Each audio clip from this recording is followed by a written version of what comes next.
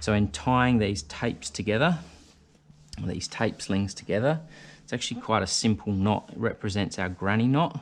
So all we are doing is passing that tape over itself to look a little bit like a ribbon and straight through the back, okay?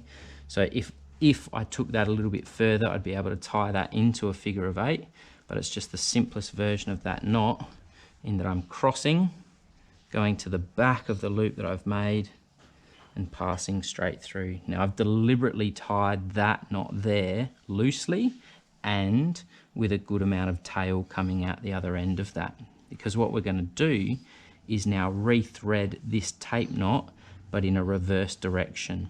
So I like to run my hand along that tape to ensure that I've got it nice and flat the whole way along that knot.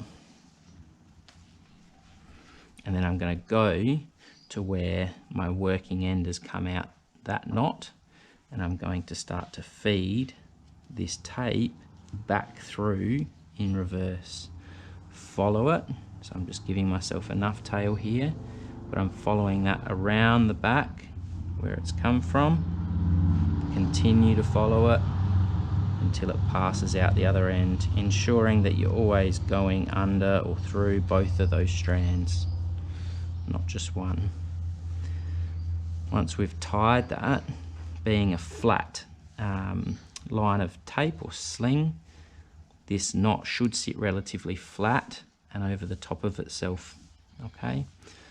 So we should get kind of like a triangle that it starts to feel like in this knot, right?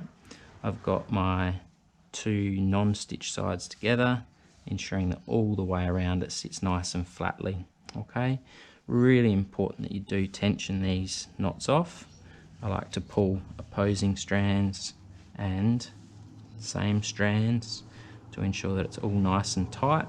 And again, checking our 2 fist lengths of tail out the end so that we've got enough there. Making sure also that the knot's been tied correctly and not pulling apart. Okay, so it's just a simple crossover with enough tail. Again, I hold my knot in one hand and I'm passing that tape, checking that there's no damage to it, as well as just ensuring that I'm keeping it nice and flat through that whole process. Then finding the open end and I'm rethreading it in reverse. Taking enough tail through, passing it where it goes next, which effectively is around the back. So I'm just passing that round the back, then follows all the way up the front and back through the last hole.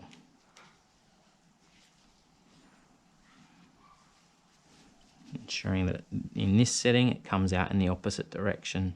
Unlike our rethreaded figure of 8, we've got 2 loose ends out of opposite ends of the rope here, or the tape should I say. Tightening off, same and opposing,